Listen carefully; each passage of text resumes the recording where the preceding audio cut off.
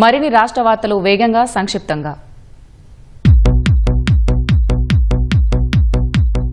అభివృద్ధి సంక్షేమం రెండు కళ్లుగా అవినీతి రహిత పాలనను ప్రధాని మోదీ అందిస్తున్నారని మహబూబ్ నగర్ ఎంపీ డీకే అరుణ అన్నారు. జూన్ 9 నాటికి ప్రజాస్వామ్యబద్దంగా ఎన్నికై అత్యధిక కాలం పరిపాలించిన నేతగా మోదీ గొప్ప మైలురాయిని చేరుకున్నారని హర్షం వ్యక్తం చేశారు. ప్రజల అవసరాలను గుర్తించి అందుకు అనుగుణంగా అభివృద్ధి పనులు చేపడుతున్నట్లు సనత్ నగర్ ఎమ్మెల్యే తలసాని శ్రీనివాస్ యాదవ్ చెప్పారు. పద్మారావు నగర్ లో 40 లక్షల రూపాయల వ్యయంతో చేపట్టే మంజీరా వాటర్ పైప్ లైన్ పనులను ఆయన ప్రారంభించారు. హైదరాబాద్ లోని జిమ్లలో స్టెరాయిడ్ ఇంజెక్షన్ల అక్రమ విక్రయం, వినియోగం పెరుగుతోందని గోషామహల్ ఎమ్మెల్యే టి రాజాసింగ్ హైదరాబాద్ సిపికి లేఖ రాశారు. ఈ ఇంజెక్షన్ల వాడటం వల్ల గుండె, కాలేయం, హార్మోన్ల సంబంధిత ఆరోగ్య సమస్యలు వచ్చే ప్రమాదం ఉందని నియంత్రించాలని కోరారు. డీజిల్ పొదుపుపై ఉద్యోగుల్లో సామాజిక బాధ్యత పెరగాలని ఆర్టీసీ ఎండీ నాగిరెడ్డి పిలుపునిచ్చారు. డీజిల్ ఆదా కోసం సాంకేతిక పద్ధతులతో మైలేజీ పెంపుపై దృష్టి సారించినట్టు తెలిపారు. డిపోలలో గ్రౌండ్ ట్యాంకుల నిర్వహణకు తీసుకోవాల్సిన జాగ్రత్తలపై ఆర్టీసీ ఎండీ సిబ్బందికి పలు సూచనలు చేశారు.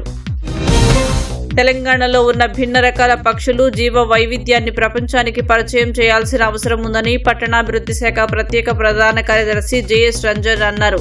నేచర్స్ లెగసీ పేరిట మాదాపూర్లోని స్టేట్ ఆఫ్ ఆర్ట్ గ్యాలరీలో ఏర్పాటు చేసిన ప్రదర్శనను ఆయన ప్రారంభించారు. అంబర్పేట్, పటేల్ నగర్, అహ్మద్ నగర్ లోని ప్రజలను మల్కాజ్గిరి జోన్ లో కలపడాన్ని నిరసిస్తూ స్థానికులు రోడ్డుపై బైఠాయించి నిరసన తెలిపారు. తాము హైదరాబాద్ లోనే ఉంటామని మల్కాజ్గిరిలో కలపొద్దు అంటూ ఆందోళనకు దిగారు.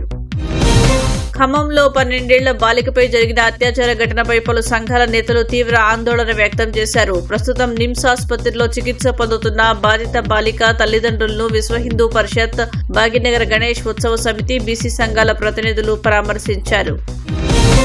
నల్గొండ జిల్లా అడవిదేవులపల్లి మండల శివారులో రోడ్డు ప్రమాదం జరిగింది. 2 బైకులు ఎదురెదురుగా బలంగా ఢీకొన్న ఘటనలో 2 వ్యక్తులు అక్కడికక్కడే మృతి చెందగా మరొకరు తీవ్రంగా గాయపడ్డారు. హైదరాబాద్ శివారులోని ఆకుల మైలారంలో రోడ్డు ప్రమాదం జరిగింది. బైక్ ను టిప్పర్ ఢీకొన్న ఘటనలో తల్లి అక్కడికక్కడే మృతి చెందగా కుమారుడికి తీవ్ర గాయాలయ్యాయి. పోస్టుమార్టం కోసం మృతదేహాన్ని ఇబ్రహీంపట్నం ఆసుపత్రికి తరలించారు. గోల్కొండ పోలీస్ స్టేషన్ పరిధిలోని ఫతే దర్వాజా, కుమ్మరవాడి ప్రాంతంలో కుటుంబ కలహాలు ఓ వ్యక్తి ప్రాణాన్ని బలిగొన్నాయి. మసూద్ అనే వ్యక్తిని అతని బావమరుదులు ఇంట్లోనే హత్య చేసి పరారయ్యారు. నిందితుల కోసం పోలీసులు గాలింపు చర్యలు చేపట్టారు.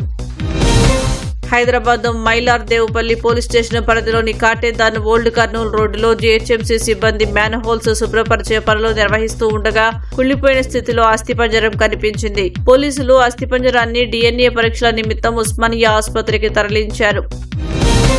నల్గొండ జిల్లా తిప్పర్తి మండలం కేశరాజుపల్లి శివారులో ఈ నెల 8న జరిగిన సాయి కుమార్ హత్య కేసును పోలీసులు ఛేదించారు. ఉత్తరప్రదేశ్ కు చెందిన 2 నిందితులను అరెస్టు చేశారు. 30,000 అప్పు అడిగితే ఇవ్వలేదని నిందితులు కోపం పెంచుకుని హత్యకు పాల్పడ్డారు.